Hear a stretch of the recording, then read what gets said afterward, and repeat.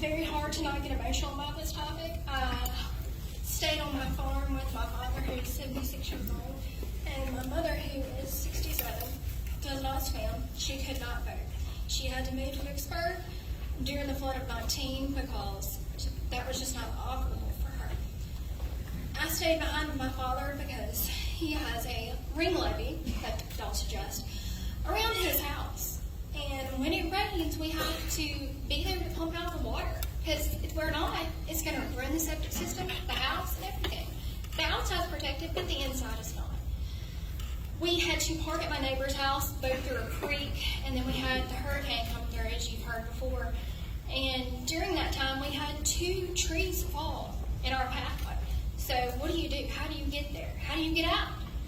Fortunately, we had a chainsaw and we were able to cut a hole through the tree so we could get through.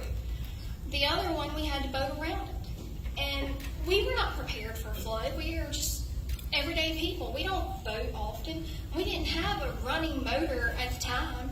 We didn't have a boat that was very equipped for what we needed to do. We had to borrow from neighbors and work with each other. And the things that we saw on our trip to and from was indescribable.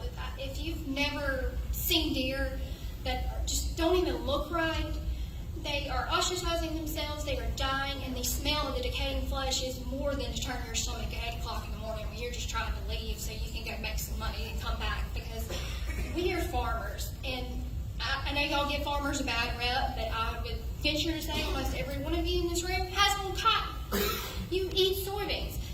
Corn is in your ethanol and your gas. I mean, it's a big circle, and our community is a farming community. Agriculture runs this area, and without it, we do not survive. It has been stated that the pumps will not help everybody. It's still going to flood. Yes, it will still flood, but the homes will be inhabitable. The roads will be clear. There is data that supports this that you can get from a much better source than me.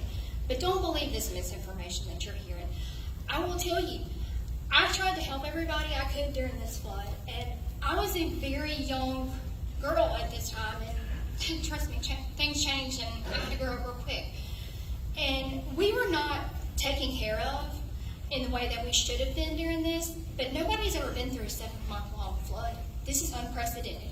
We didn't have the support system that we needed. Those things do need to be helped. The people in this community do need to be helped, but the only way to get there is through a pumping station. And if we don't have it, we're not going to make it.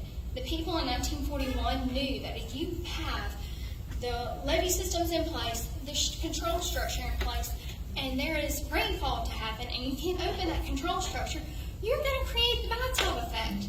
I mean, they had the common sense in 1941 that the pump was a solution. We have the data. It really happened, y'all. 500,000 acres.